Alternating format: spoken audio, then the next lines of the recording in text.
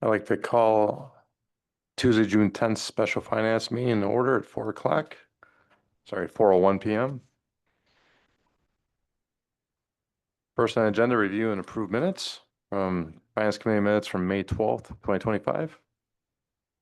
Mayor Stocks, I'll move to approve the minutes as written. Okay, motion by Berg.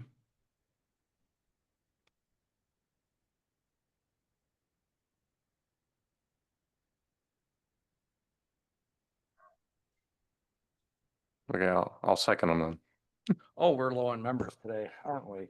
Okay, we'll get you on the next one. Okay, I'll make note that we do have a quorum with Berg and Lampy and Stocks here. Okay. 3, business review and discuss 2024 general fund income statement. If you want to look at page 4 and 5, I want to give to you some of the highlights of those couple of pages. This is our complete report for the fiscal year 24, which would be the calendar year 24 for our general fund. Looking at the revenue side, a couple of highlights. The interest earnings for the year was $750,000 and then some. Projected was 400,000, so we did well on our interest income for the year. And then in the area of rent, that might have caught your eye because of the high percentage. We have had a longstanding tower rent that has not been paid over the last number of years. And when I came to the city, I didn't know that it even existed.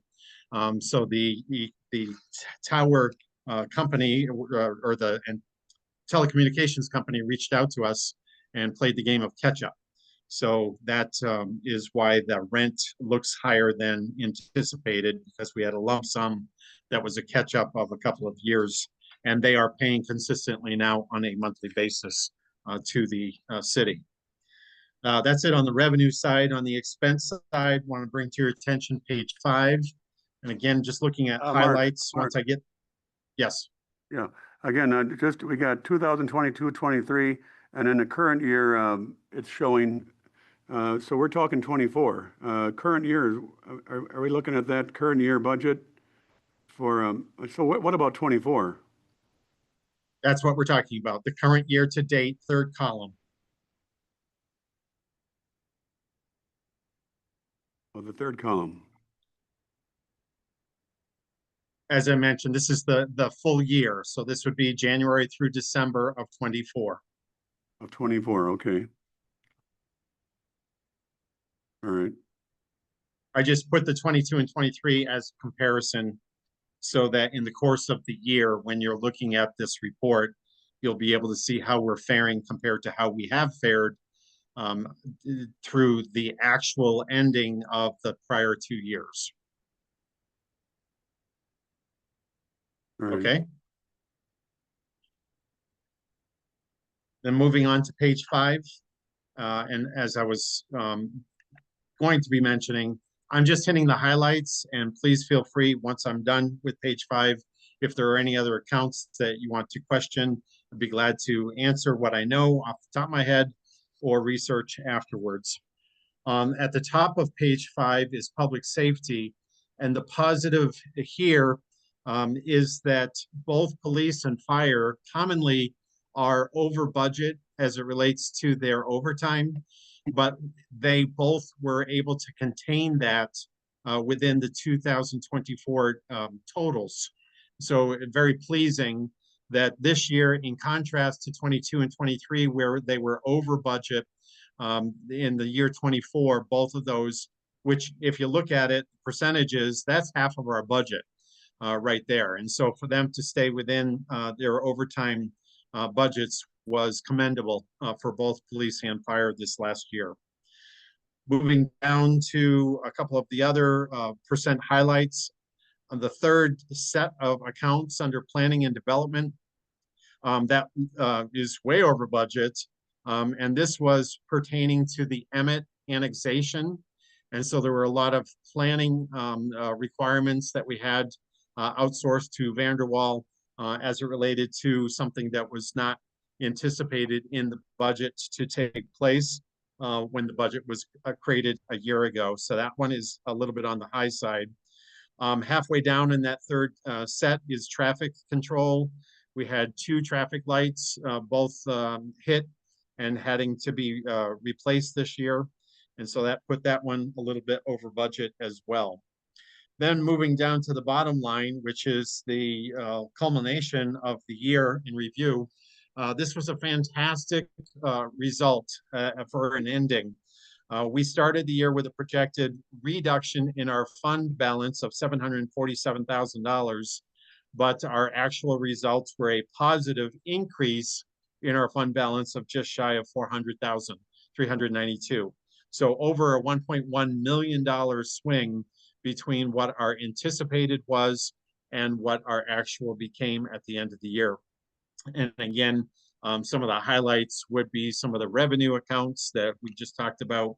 And then the overall expenses were about 96% of budget. And so that just shy, that 3.5% under budget really does the trick when it comes to the end results. And so this is by far a very positive year, good report as it relates to the numbers. The audit work has been completed.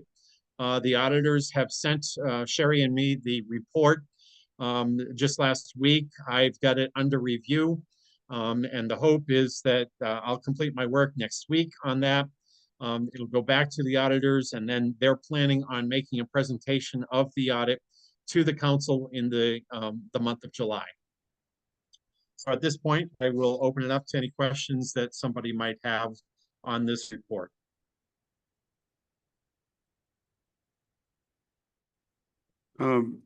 Mark, again, on that miscellaneous, what is the big difference between, I looked at 23 and I looked at, well, actually, when we look at, again, the budget, why did you have such a big number in there for 66,000 versus what we actually spent? Why the big difference?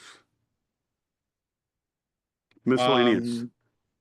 Miscellaneous, are you on page 4, halfway down on the list? Page 4, yeah. Miscellaneous includes our contingency fund. And so the positive is that we did not need to tap a good portion of that contingency fund. And so it looks underspent, and that's a positive. Miscellaneous is contingency. Right. Contingency is included in that line, yes. Yeah.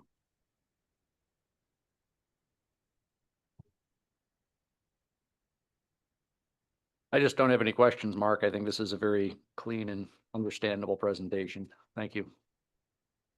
Sir. Anything else? Mr. Berger, are you good or?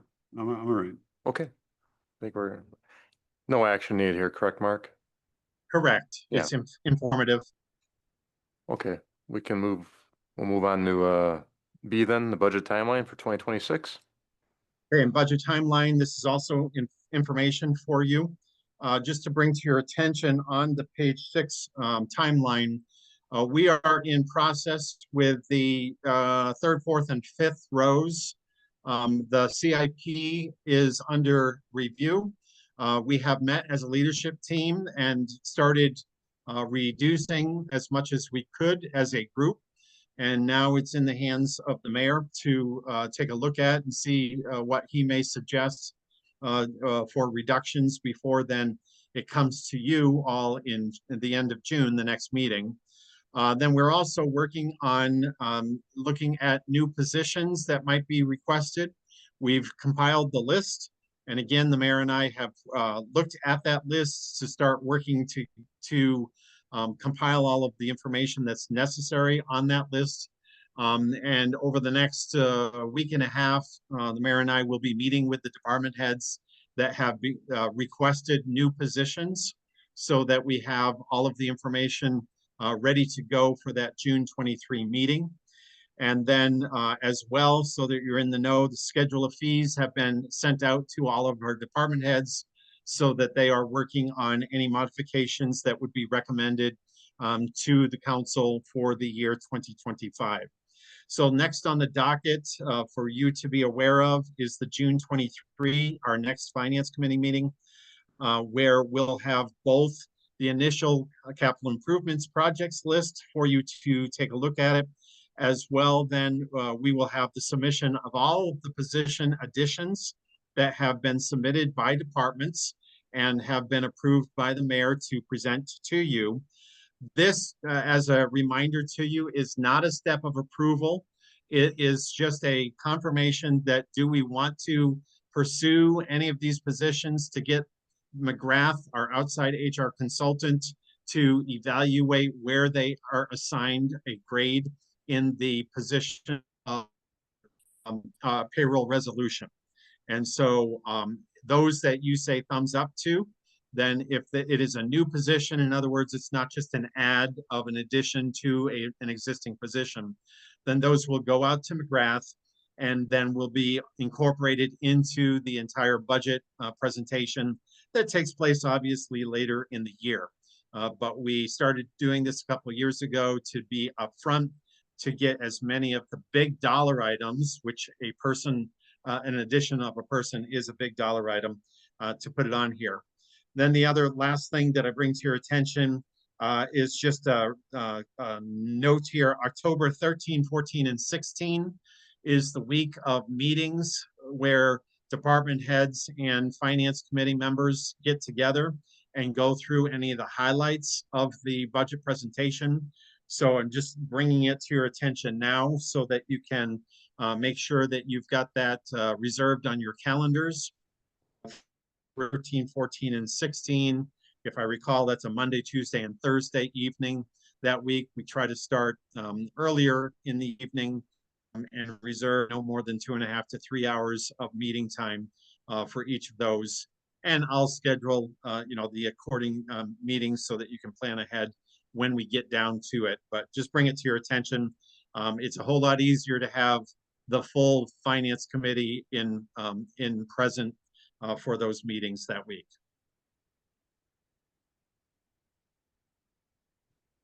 Mr. Lampy? On this one, I do have a couple of questions. One would be, is there anything we have to take account in terms of insurance for the collection of city buildings and whatnot in the schedule, or is that not changed to the schedule?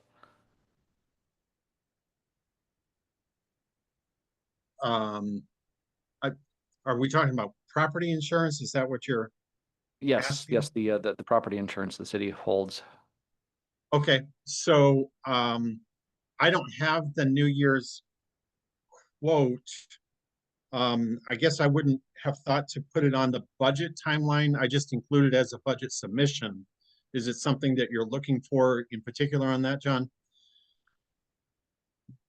There are some thoughts, and I want to make sure I give you enough time to be able to gather some thoughts on this as well. Sure. But in terms of what we've seen in terms of claims that we've made against the insurance, where those have been substantially reduced for age of the asset, I'm a little bit worried right now that the city is carrying some potential liability on lack of insurance coverage if we're looking at partial payouts for some of our older properties or buildings.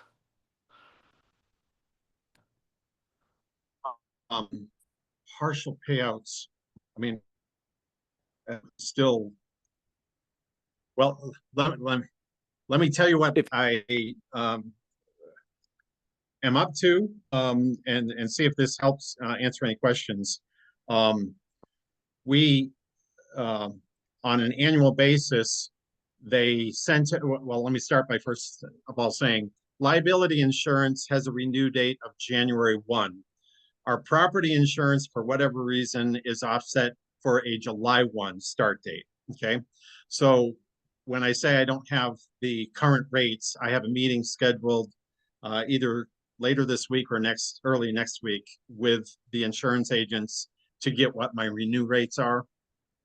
I have taken, because of my experience in risk management prior to coming onto the city, I've taken a whole lot more of an active role in the interaction with our agents on our insurance policies than what had been done in the past. So my process is to take the statement of values that last year's list, and I send it out to the department heads. We review to make sure that we are working diligently to include any and all of our buildings, the contents of the buildings. I coincide with our audit work. When I'm adding things to our assets, I'm also adding it to our assets in our accounting software. I'm also adding those assets to our contents that had not been done in the past.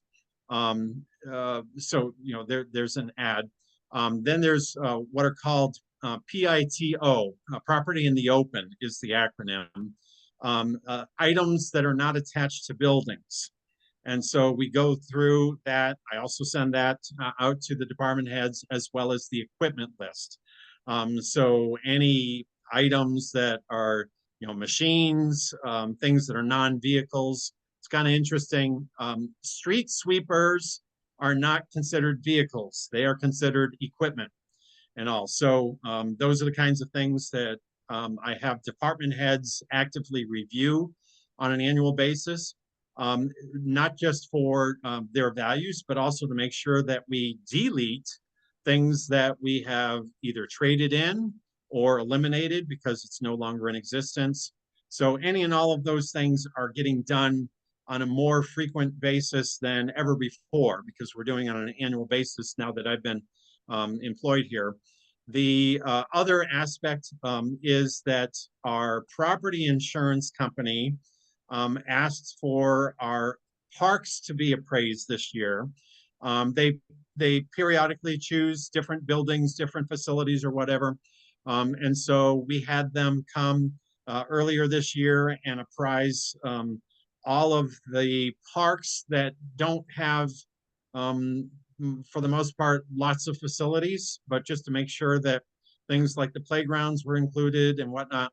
So I haven't seen those results yet because that's been part of then what I will see in this upcoming meeting and all. So I think what we've attempted to do is keep as up to date as possible on some of these things.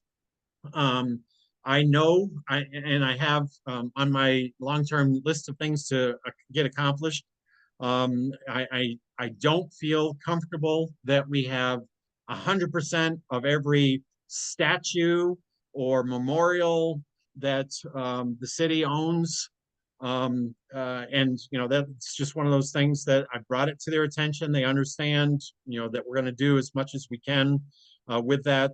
I went to a conference recently, an insurance conference, talked to our actual underwriters about these kinds of things, and they, you know, it's not a problem to them as long as we continue to do a better job. This year, we concentrated our efforts on actually counting traffic signals, stop signs, and things that are, again, property in the open, that just to make sure that we had any and all of those things. So Stacy and crew have done an excellent job in adding to our insurance in that regard and all. So I'm not sure if that's where Alder Lampe you were going, but that's what we are up to on it. I feel comfortable that on an every year basis, we're trying to get better all of the time on that. Our property deductibles have not changed, but our premiums have not been changing all that much either. Now, obviously, this year, we've got the fire station that is going to be an add. So we'll find out how much that additionally, you know, obviously it's another new building. But along the way, as things are added, like the wall at Town Square, you know, I bring those things to their attention so that they are added as quickly as possible onto the insurance coverages. Our policy does not change in the course of the year. So as I added things like the wall and the fire station, got them added onto the schedule this year, but that doesn't increase our premiums during the year. It just changes it as of the effective new renewal date, July 1. So I don't know what next year's rates are yet, but that's where we are on the insurance renewal process. So I definitely appreciate the diligence on the asset valuation and making sure that that's reliably communicated to the insurance company, which I do think that they appreciate in terms of setting some of the premiums. The core concern on this really is on recovery when we do make a claim. The one that appears most visible in my screen right now is, of course, with Park and Rec. We had the large claim made against the tennis courts. We received pennies on the dollar against the claim due to age of the courts. I'm wondering, in those situations, are we in a position where we essentially need to carry essentially an internal balance so we can self-insure, or otherwise essentially backfill the value that our insurance company is not providing to us? Yeah, the way I truly believe that we could include that value into the future. And I started this with Emily, and that is frankly my perspective on what the contingency fund is for. It's the unknown factor on 1 year to the next year. I have no idea what's going to happen in 2025. So it's the tennis courts this year. It could be a hot water heater, a steamer, a boiler. It could be, 3 vehicles that all are in the same accident. So we have no idea what that future holds. But to me, that is the true value of why a budget should hold a contingency fund. And in my tenure, we've attempted to increase the size of that. I still am very leery that it's undersized for the size budget that we have, but we'll work on it. We'll get to that and hopefully have a larger sum of money in that pocket, so that these things are not as hard for us to understand and handle financially if and when they do happen into the future. Mr. Berger? No, I think your point's well taken too, though, Mark, that a healthy fund balance is for that very reason. The hypotheticals we can plan for that do occur in any type of a city where you're dealing with a variety of issues. I, again, remember us taking $400,000 out of our fund balance to take care of our floor when we had a problem with the strength of the floor in the eyes of our fire department at the time. And we found the money in the fund balance to take care of that. And that wasn't in our plans, it wasn't in our budget, but we fixed it for that reason, to take care of a problem. And though you can't plan all these hypotheticals, and I think that's why we have a very healthy balance, and it does take care of the problem when it does occur. So I like the approach we take currently. Okay. Anything else? Mr. Lampe? Okay, I'm sorry, that was just one of 3. Number 2 is hopefully a little bit shorter, but when we're looking at the capital improvement plan, I noted that there was quite a lot of interest, I think, within the council, within certainly the finance committee, to take a look especially at potential capital expenditures and timeline related to some renovations of City Hall and a few other buildings in the area. Is that one of the things that you're currently discussing and coming with recommendations for us, or is that something you expect to mainly pass through or back into discussion with the committee? The capital improvement plan has some work yet to happen on it. A few of us are meeting once again with the same architectural firm that did the study for us. And so that hope incorporated into what you'll see on June 23. Okay. The third one was just around one of the expectations on, you scroll up a little bit, I'm sorry, Mayor. Up here? Yes, I wanted to, so when we talk about the June 23rd about department heads and requests for position additions and department reorganization, one of the ones that we are getting to as a finance committee, I realize late on the budget cycle, but I think about as early as we could in terms of the new elected officials, is that item 3F on today's agenda regarding, IT and potential needs for that. So I don't know how we're going to pencil that into a budget moving forward, but I think that's one of the big variables to keep an eye on. We're gonna talk about that at the end, but then in the future too, so you requested that to be on there, so. Yep. Put on. Okay, anything else, Mr. Lampy, is that, Those are my three. Okay. Thank you, Mayor. all right, if we're Um, good? Mr. Berg? Yeah. Again, Mark, what is the directive of these department heads when they submit their request? What kind of an increase are we suggesting that they keep their request within a dollar percentage-wise, or how does that come in to play each year and for this year? In August, if you're looking at page 6, I can highlight to you the August 11 first Finance Committee meeting of August. You can see there, Finance Committee is to review the annual goals, which the mayor is starting to work on, initial compensation estimates, guidance on COLA and pay table changes.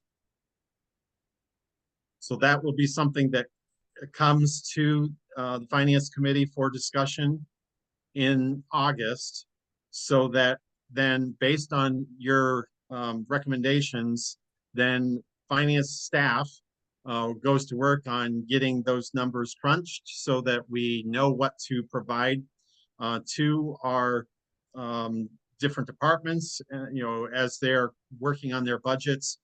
And those budgets then are created throughout the month of August.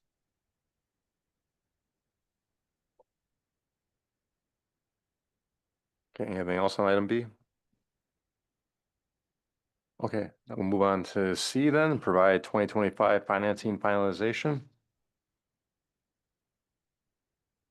Okay, I've given to you the highlights on page 7. If you recall, council approved moving forward with this year's bond financing. And in addition to that, the refinancing of what was borrowed last year for the fire station. The positive is everything was better than had been presented in the month of May by Baird. And so the overall savings will be about $670,000 less than what the May estimates were indicating at that time. So all of that has been finalized last Friday, and the funding will come on July 1. July 7th, the existing fire department then is paid off with the funding that comes on July 1. That, Mark, that projection of 600,000, that's based on the full maturity of that debt over that period of time. You're saying with the Yes. lower interest rate, we're going to have a savings of 600,000? Yeah, 670,000 over the period of 19 years. 19 years. Just to clarify on that number, Mark, the ones we're looking at in the packet, we've got fire station, principal and interest 19 years. Yes. Are you adding the differences between the principal and interest total 8 years immediately below 2025 and principal and interest total under fire station? Yes. Okay. Yep, the 5219 number plus the 22,925 compared to the 5,066,000 and the 22,408.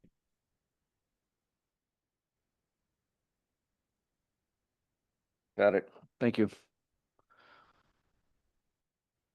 Any other questions on C? Okay, we'll move on to D then, review and take action, approve updated bond schedule.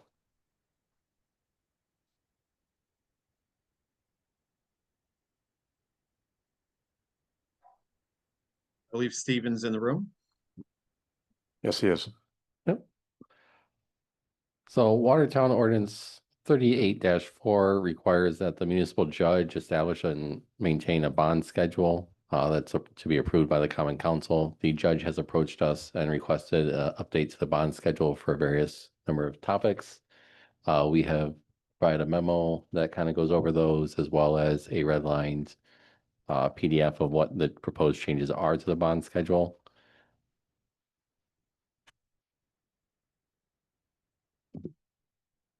There are any specific ones that you guys want?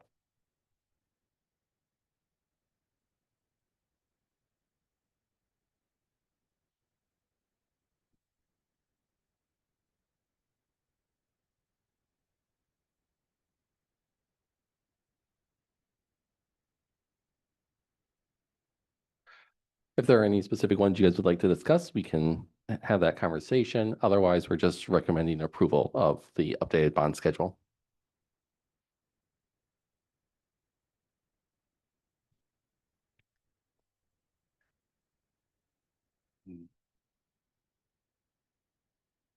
Mr. Berger, Mr. Lamp, any questions at all? Mainly, is this something we need to forward to council, or do we just approve that here? Under the ordinance, Common Council is the one that has to approve it. So we would make a positive recommendation to council. Steve, do you see any changes in there that, that come to your attention that you want to bring to our attention on either a concern or a large difference from current practice? There's some substantial increases in penalties for second, third, or fourth violations, as well as for minors. The other biggest change is that in truancy cases currently, a child who has habitual truancy is charged a $500 citation, while their parent for contributing to the habitual truancy is charged a $313 citation. The judges requested that those two amounts be swapped so that the parent gets the higher citation than the child does. There has been an increase in citation or forfeiture amounts for dog bites. The new deepfake ordinance was added to this bond schedule so that there's a set amount for that violation. And then public nuisance affecting health or offending the public has been increased from about $100 to $300 forfeiture for all public nuisances. So they all seem fairly straightforward and reasonable to me. Some of them are substantial increases. These aren't citations that are issued every single day. They're just topics that if they are coming up to the city, that we think the current amounts need to be updated. So Mr. Lampy? I would just move to approve that we recommend the Common Council approve the board schedule as presented to be effective on or after August 1st of 2025. Okay. Have a motion, I guess I'll second it. second by Berg. Okay, any further discussion on it? Okay, Lampy, Aye. Berg, Aye. I vote yes. Okay, thank you. Business item E, review and take possible action. TIF 7 funding request for South Fifth Street right-of-way improvements. Owners available for questions. Mr. Meyer.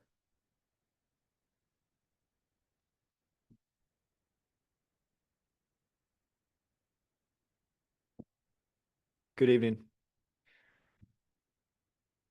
All right. The First Brigade Band is seeking consideration of TIF District 7 funding to support public right-of-way, street, and utility improvements in the 1000 block of South Fifth Street. There's details in the memo. I'll just touch high level on kind of the steps taken at different city staff levels and committee levels to get to this point here tonight. So in January of 25, staff developed a preliminary cost estimate and different administrative options for right-of-way improvements needed to bring this section of South Fifth Street into conformance with city standards and code requirements. Then in March, the Site Plan Review Committee and Plan Commission reviewed and conditionally approved the proposed development at 1013 South Fifth Street. This was conditional on road improvement items being held open. Following up to that committee, the Public Works Commission then met in May to make a formal determination on roadway and utility improvements needed for the development of this parcel. Two things were requested of the commission to make a determination on. One was cost, the other was administration of the project. So who pays for it and who constructs it. Public Works determined that the subdivider or developer is responsible for both the cost and administration of the project. Public Works also noted that TIF 7 funds could be requested for the improvements, but that would be a request made to the Finance Committee, hence the item on tonight's agenda. The cost estimate for utility and street improvements are estimated at $110,000. This includes design services and contingency. So if this would move forward, we'd likely need a budget amendment and an agreement between the city and the property owner detailing some of the funding requirements and the improvement requirements. Thank you, Mr. Byer. Mr. Berg? Yeah, Andrew, though, from what I understand, there's more than this First Brigade Band that actually is wanting to benefit from the improvements of that street. There are 4 parcels that could potentially access this right of way. Oh, So, isn't that part of our, isn't that part of our discussion that we have, the beneficiaries of our improvement and who's gonna benefit? It's not just the First Brigade Band, but other entities are gonna be there that would get some benefit from it? That's very possible, yes. There are multiple parcels in this area, so improving the roadway could benefit multiple parcels here. But the one making the request for this is actually the First Brigade Band? Yes, Public Works Commission determined that it would be on the First Brigade Band site development to improve the roadway as part of their project. Yeah, and the First Brigade Band doesn't have deep pockets, I don't think, on making these kind of improvements, but what is in the fund, I'm sorry, in the TID 7 balance that we have, we've had the TID 7 for a while, but I'm not aware of it having any kind of a healthy balance. Does it have money to dip into? It's my understanding, and if Mark is still on the line, he can speak much better to this than I can, but I believe there is available funding for the request here in the TIF 7 fund balance. I believe it was 400 and some dollars, I believe was on there. Yep. Are you there, Mark? Yes, I am, but I don't have those numbers in front of me. It's definitely 6 digits. And it was, when this came to me a good month ago or so, I had no problem with the 110,000. And, so I'm not recalling exactly how much it was, but it was close to $500,000.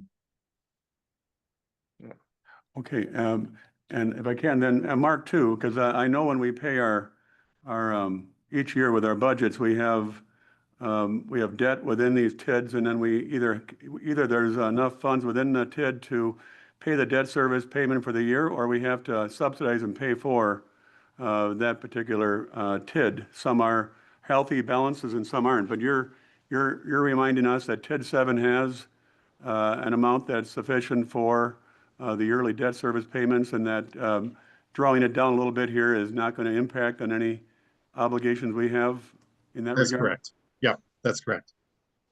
Mr. Becker? Mark, this is Mason Becker. I just want to confirm, in January this year, I checked with you and you said that there was a balance of about $430,000 in the TID number 7 fund. So I just wanted to confirm that. Good. He's got the numbers in front of him. Mr. Lampy? I think I'm also looking at the same budget document on the website, just from the 2025 budget, page 87.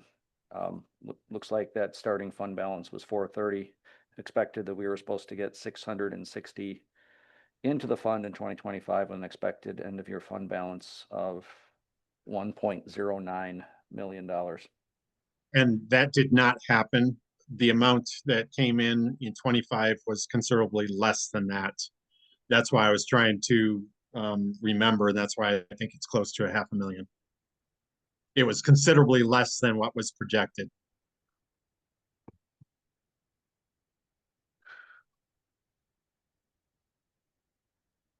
You want, owners are here, do you want to talk?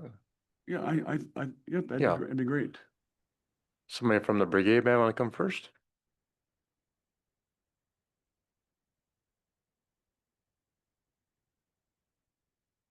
Do I just want to introduce yourself a little bit and, yeah. Name Bill Eddington, board member of the Connecticut Military Music Foundation, which is the parent organization of the First Brigade Band. And I've been authorized along with Doug Condon, who is here as well, to have this conversation. And what information you desire? What is the improvement you want to make at this location? If we obviously make the improvement or help you with the cost of improving that street, what do you want to do there? Well, okay, a couple of things. We're looking at putting up a building that will house our 2 trailers and our Ford F-450 that we use to haul those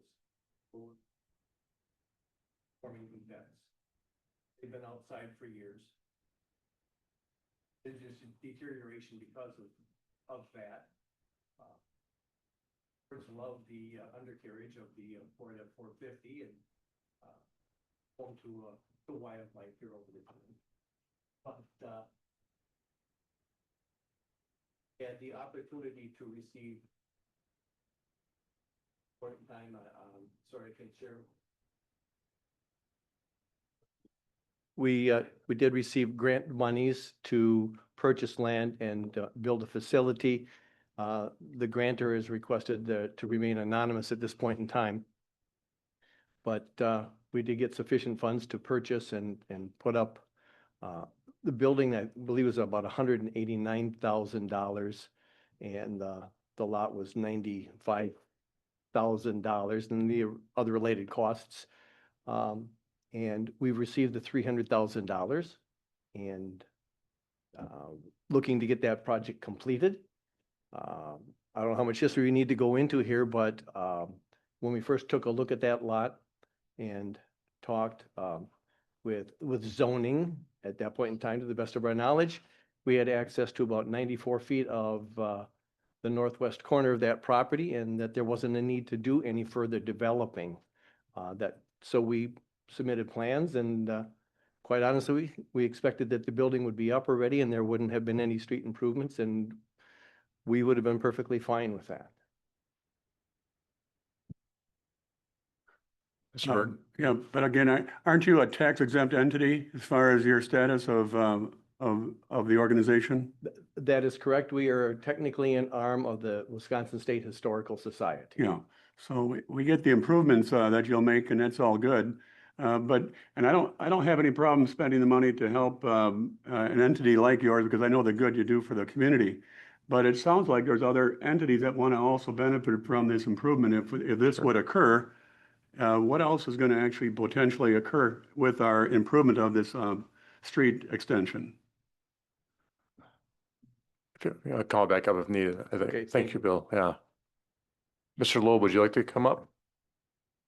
Ms. Mack? Thank you, Ruth.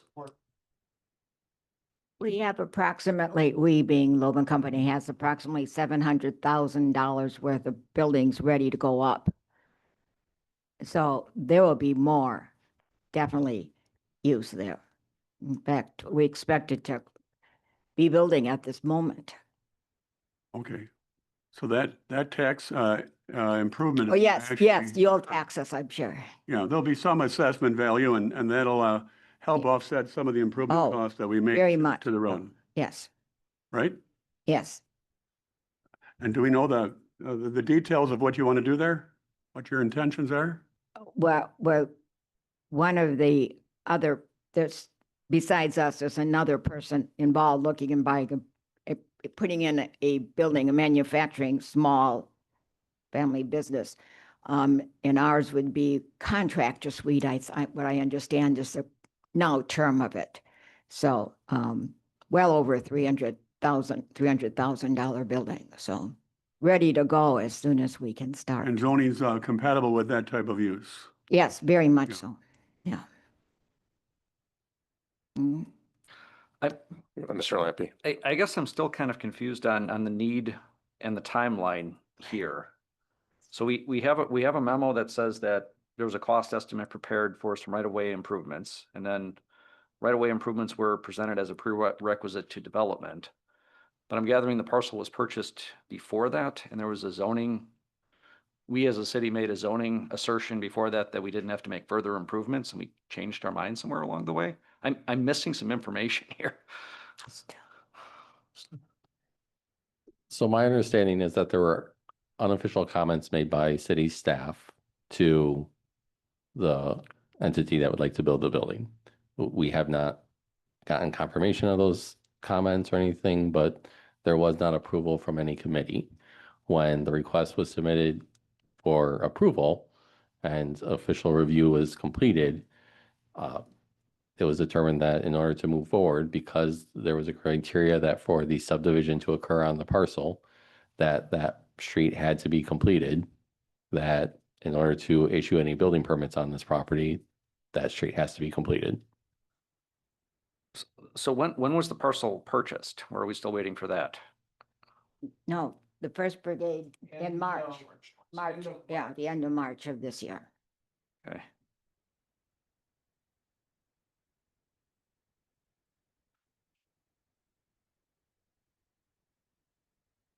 So why did we start having these conversations in January?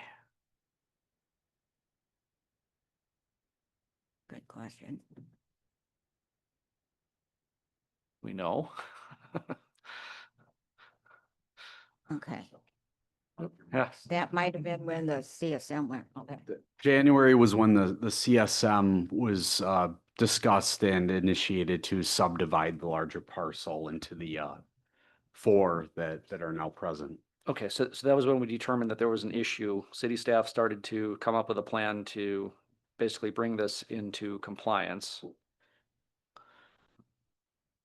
I don't know that there was an issue to bring anything into compliance. The zoning was already compatible with the uses being proposed.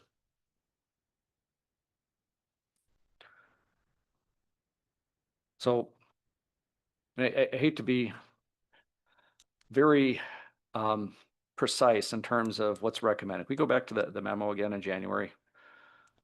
So the memo in January was official. You mentioned a moment ago if there had been some unofficial discussions, probably in 2024 or previous.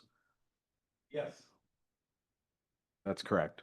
Okay, so starting in 2025, we documented, we put this down. We basically said that this was necessary.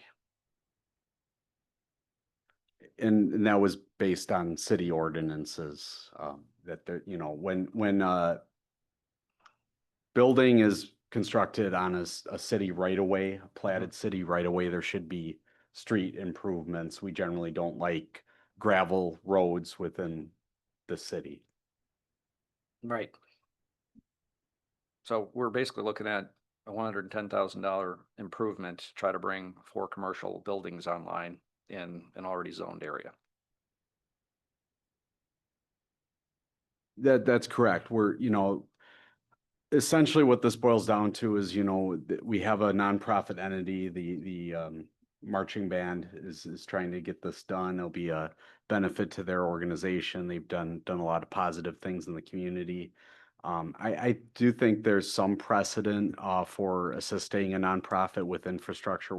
We've recently talked about helping Habitat for Humanity with the Wilbur Street extension. That was a request that they brought forward, and in that instance, the city was able to apply for a grant through Dodge County to partially offset those costs. So I think there's been some precedent set before.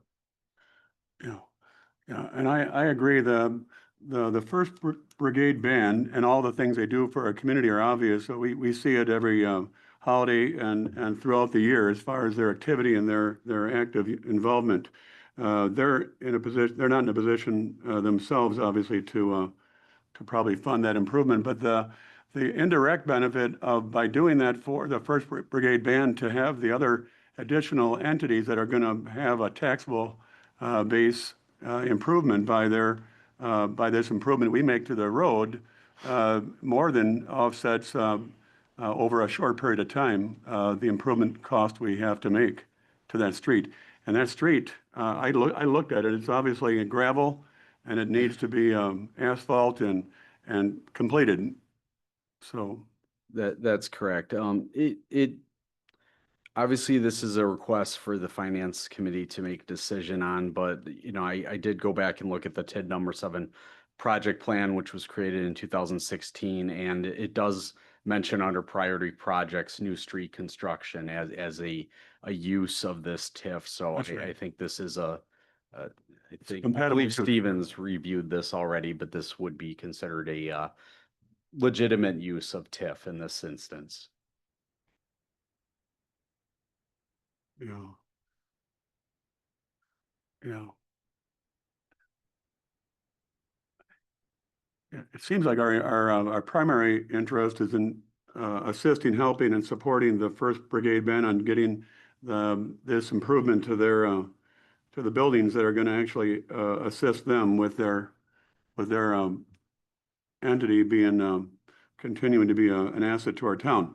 So by helping them, obviously we have the indirect benefits of that area now having it's undeveloped and it's sitting there without any real tax benefit to our city, but it will actually, according to what we're hearing, at least preliminarily, they're going to have improvements by the Loeb company and this other entity that wants to actually buy land and build some kind of a structure.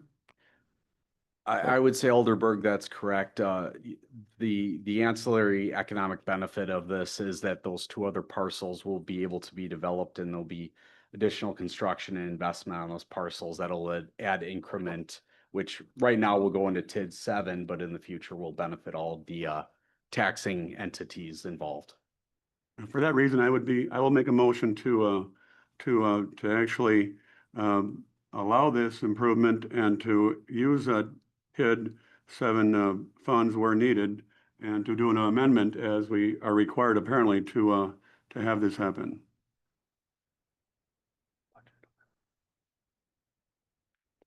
I'll second that. Okay, motion by Berg, second by Lampy. For further discussion, let's have those businesses that it's not potential, they're actually wanting to be in there already. I believe they're already set. Yeah. The buildings will go up. Mr. Lampy? Again, First Brigade Band, fantastic use, but I think if there's one thing I could kind of ask of our economic development group to do, it would be see if we can come up with a statement on payback in terms of expected valuation of the commercial properties. I did one in the back of the envelope here, but I think yours is going to be more official if you come up with one. I'm not necessarily qualified to evaluate potential assessment of a construction project. We can possibly reach out to the city's assessors to try to get that information, but I just want to be, I want to tread very carefully on that we don't overpromise something that we're not qualified to offer. I hope that makes sense, Alder Lampy. A little bit, but sitting in the political seat, I like to be able to show some benefit for what I'm spending taxpayer money on. But the property owner that we are actually listening to, you've mentioned the other two property owners that want to make an improvement to that land area, and they must have some estimates of value. wouldn't state that they have projections of value. They might have projections of their expected construction costs. That would be relatively easy to provide if they are That'd be willing fine. to share that information. That's fine. Would you share the projected construction costs at all? Building that we're proposing to put up that would have been started already was $400,000 for the building, not the concrete around the building, other improvements that'll go along with that building. The 400,000, our understanding is 200,000, 200 to 300,000, 250,000 for the other one. Yeah. They're estimating around 650,000 between multiple buildings, construction costs. Yep. Okay, I just want I just want to be clear that construction costs do not always equal assessed value. That's what I was trying to get at earlier. It's a starting point though, that plus land value in terms of the expected property taxes that are coming back in here. I mean, I think we're going to see payback in a particular number of years, but I think that's the kind of thing that I think helps us make more solid decisions when it's involving commercial entities. Again, First Brigade Band, fantastic story there. But there's also a lot of value for getting commercial entities rolling in the city as well. Yep, absolutely. Agreed. Okay. Any further discussion then? No, I think that's what we're here for, is to incentivize development and to help make things happen. And our cost here in relation to the potential benefits are pretty strong, pretty obvious that we're gonna get our payback in a short period of time. And these buildings will be having businesses that hopefully be growing. It might turn into something really Yeah, we big need that. in town, yeah. Anywhere Okay. we can help in that, we should help. Okay, all right. We'll take a roll then. Berg? Aye. Yes? Aye. Yes. Okay. Okay, thank you. All right. Thank you. Item F, discuss creation of an IT ad hoc committee for future city needs with IT personnel.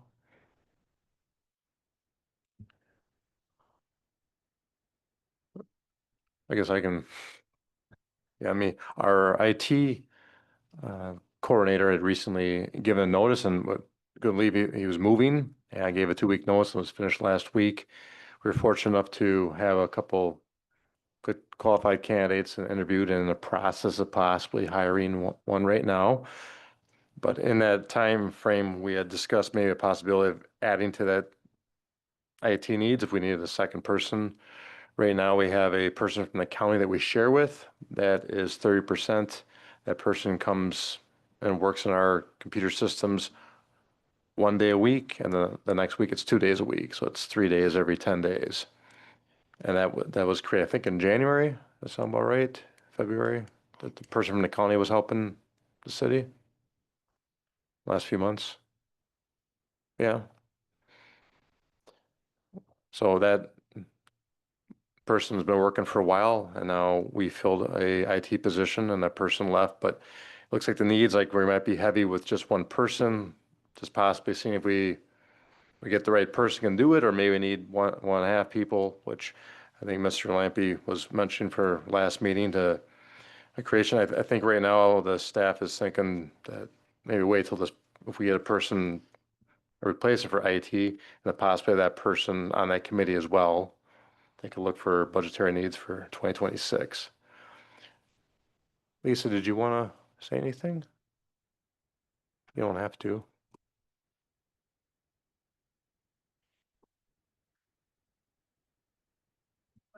Growth is there, and I'm not sure if this is how much growth there is, but there is growth. So to identify whether it's 1 or 4, as had been recommended, having an individual stay with us to be able to develop that might be helpful if we can get an individual in place. I don't think it's unreasonable to be able to get that position into the budget.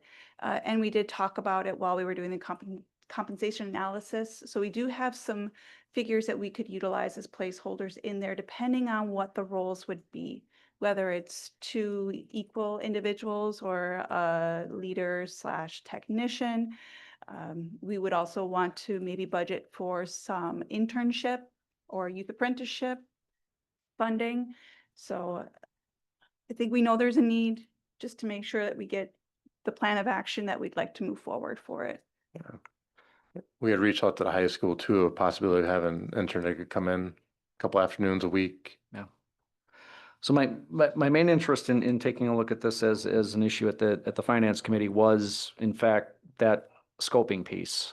We've had some discussions, more on the one-on-one basis, an opportunity to chat with the last IT coordinator who was here, who was definitely being pulled in a lot of different directions. And I do remember seeing that he had, position descriptions and all sorts of other things. But the biggest thing that I didn't feel like the city had its hands around was the scope of what IT services were supposed to be at the city. So the idea behind the IT ad hoc committee would be essentially to define what it is that the IT department is supposed to do. Some of the stuff is easy, like, okay, let's maintain the desktops or the laptops that everybody has these days, or other things are a little bit more ambiguous, like who's in control of some of the communications equipment, particularly as it pertains to a particular department. So those lines were obviously not very clearly identified in the conversations I was having with the the IT coordinator.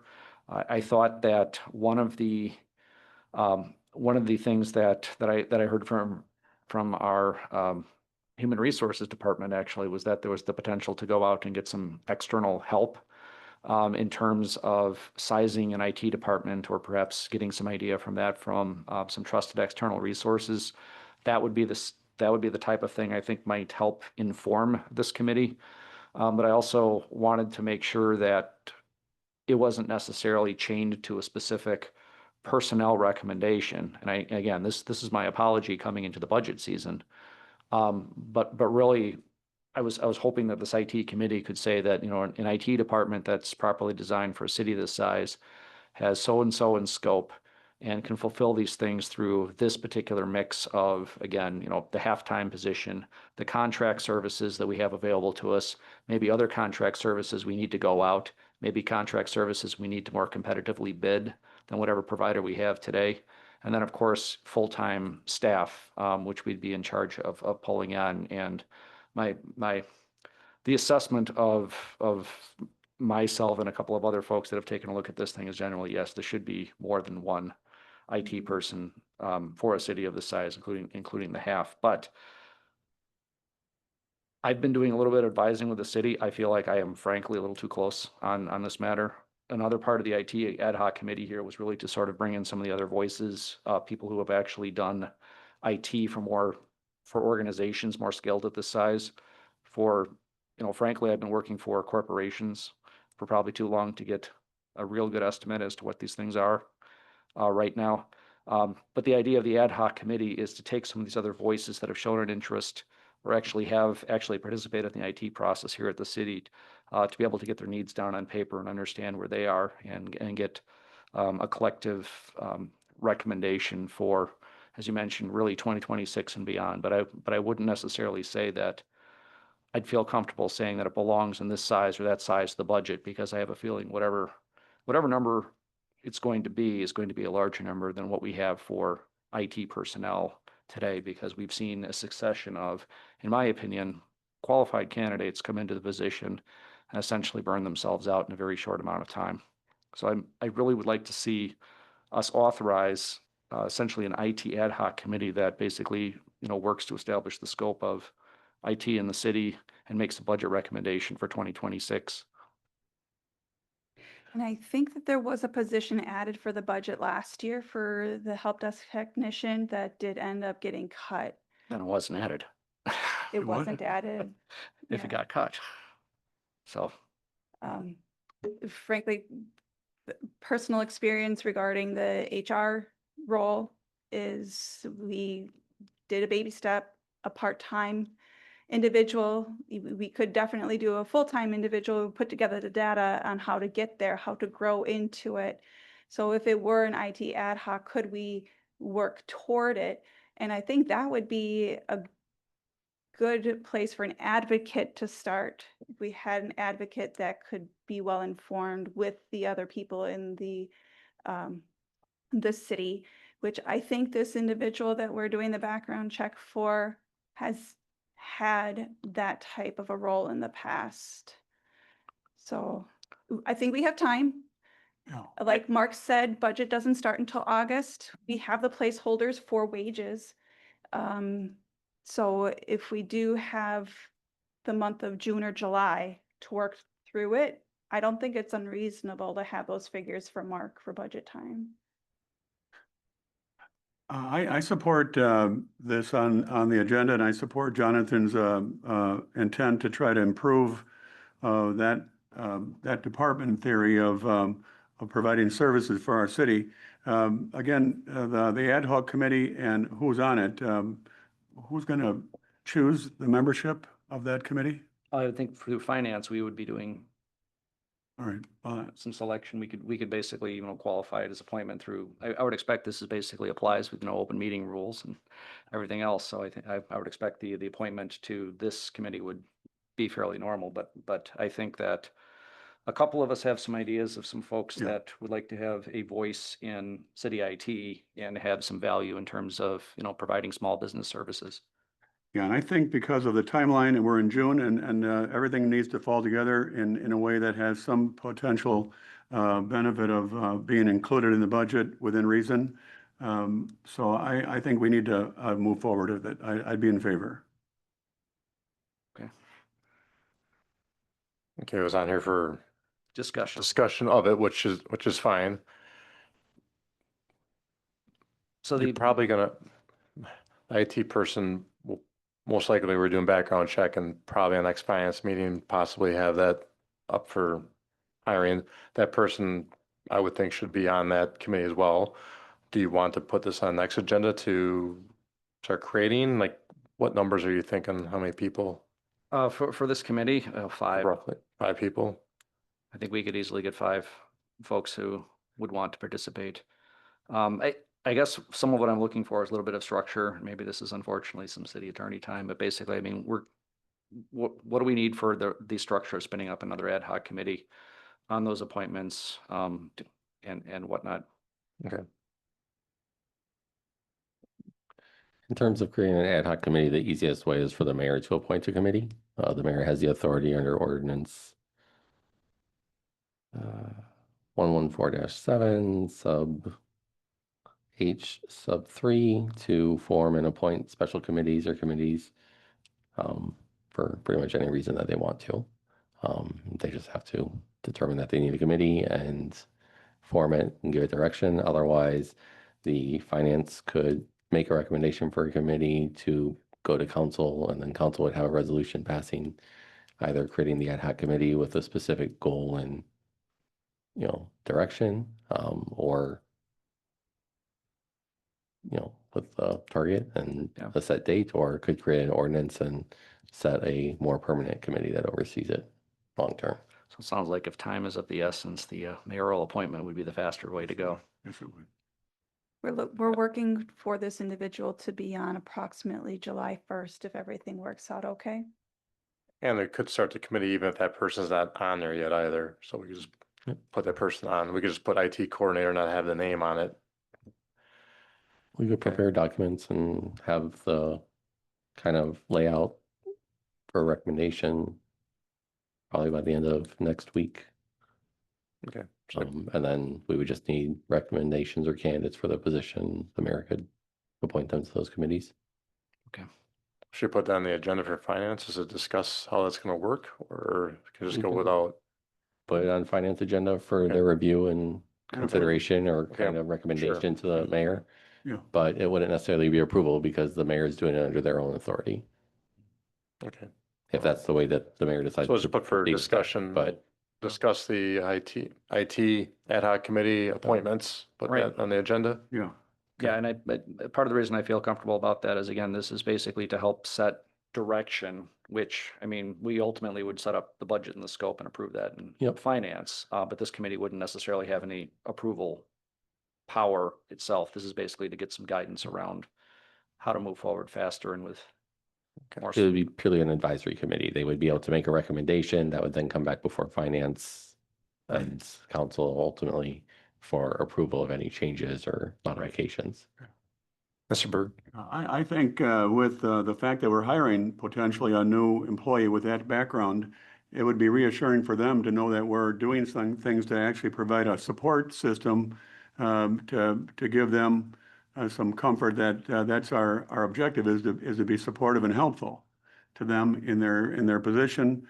And I would take that as a good sign from if I was the new employee of us doing something on that order. So I think it's nothing but a positive if we go ahead and do it. The individual will be in this week for a look around. Good. Well, you can tell that person that we're looking to do that, hopefully. Okay. Right. Any more discussion on F? No, thank you for considering this. Be on so- the so agenda quickly, then Mayor. in 2 weeks, yeah. Okay. All right, if that's it, I'll look for a motion for adjournment. Make a motion by Burke, second by Lampy. All those in favor say aye. Aye. Okay. Thank you, everyone. It's 5:10 PM. Bye, Mark.